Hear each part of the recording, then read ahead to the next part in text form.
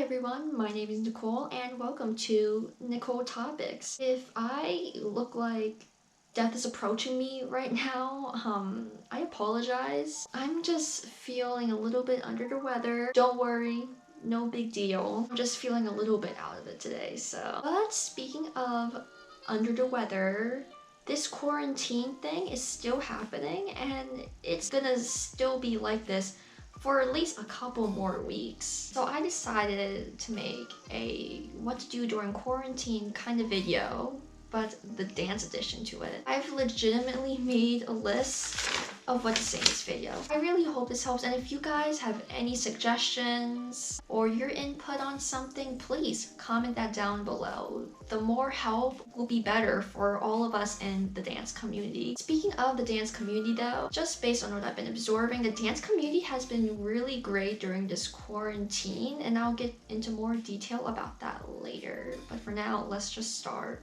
with the list I've made. The first thing I want to share you guys on a thing you could do during quarantine is to stretch more.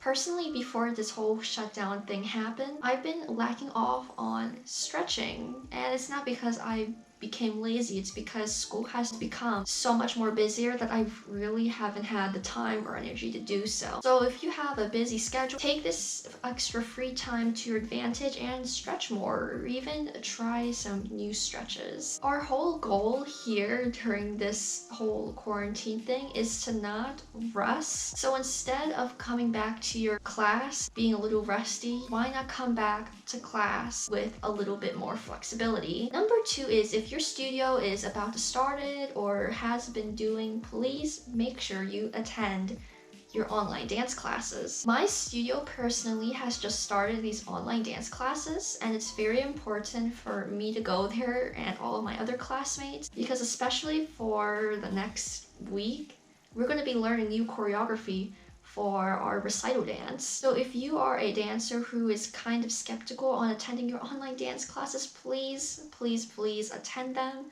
Not only will you not get that rusty, but you may be missing some important information such as new choreography. Number four kind of relates to my number one on my list, but that is to practice more at home. As I said before this whole shutdown happened, I was really overwhelmed. Like, I literally took a month break off of YouTube, and with less stretching, that basically meant I was working out less during the week as well. Now that we have more free time on our hands, use that time wisely. Practice more at home. If you are a competition dancer, or if you are gonna be in a recital in a few months, use this time to practice on your routines, or just some basic simple things like bar technique. Heck, even take a closer look on your weaknesses, because every dancer has their strengths and weaknesses. If your tendus were never really that good, then use this time to really work on getting your tendus better. If you're like me, who knows that your back leg on the bat mas could be higher, then I should use this time to practice more back bat mas and to get my leg higher up. As I said before, our whole goal from this video is to find ways on how to not rust. If you try to improve the things, especially on what you're weak at, and you come back to class, at least you're coming back to class with better technique rather than coming in all rusted up. Now, number five is mostly for those who are not as fortunate as I and some other people whose studio is not holding any virtual classes.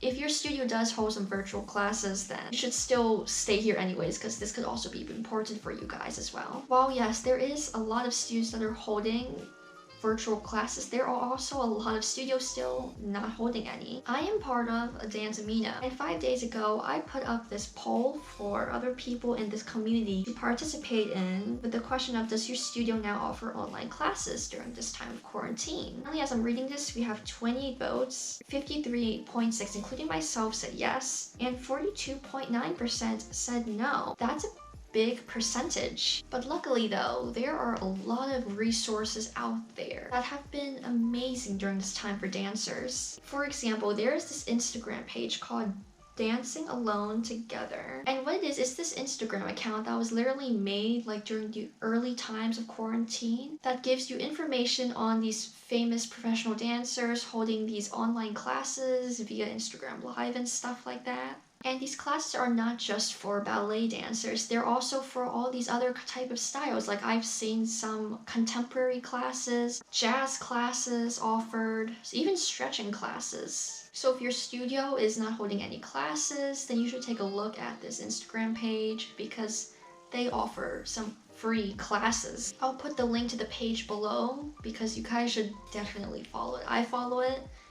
No regrets. And even better, as this page posts their schedule of all these kinds of people holding the classes that day. They even post the time. But if you're a person who's not really an Instagrammer, YouTube is your best friend in this as well. Since quarantine, a lot of dancers have been posting online follow-along classes. I actually have some recommendations that I would like to share for you guys to give some of you hopefully a head start in case you guys do not know where to start in this. If you're an intermediate or an advanced ballerina, there's this YouTuber named Mackenzie Davis. She posted a 20-minute follow-along bar class a few weeks ago. It's a pretty good enrichment for your technique. If you're a beginner like me though, this channel called Chase Dance Company, for years they've been posting this series of ballet class. I'll link the ballet playlist below, but there is a lot of videos of actual online ballet classes that I've actually followed along with a few years ago before I even started to take official ballet classes. So you know what? I'm not only going to be putting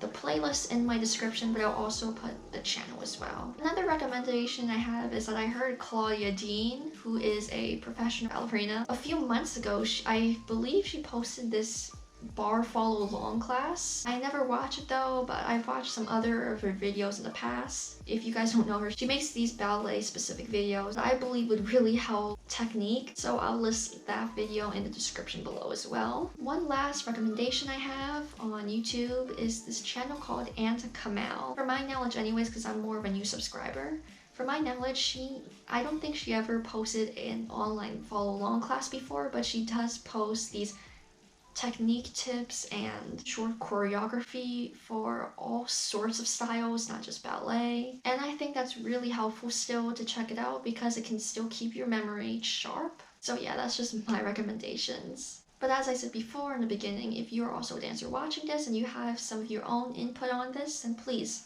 comment that down below. The last thing I want to say is, with all this time you have, perhaps try a new style. If I had the time, then I would definitely take up jazz as well. And with all these dancers posting their own follow-along classes for all sorts of levels, now is actually a really great time to get out of your comfort zone a bit and try new things. And trying a new style that you probably always want to take is actually not a bad idea. Yesterday, as I was making this list, I was actually curious if there were any online jazz classes because a few months ago I searched that up on YouTube.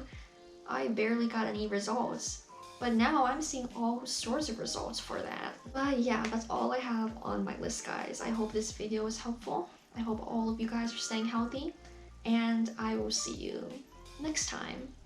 Cheerio!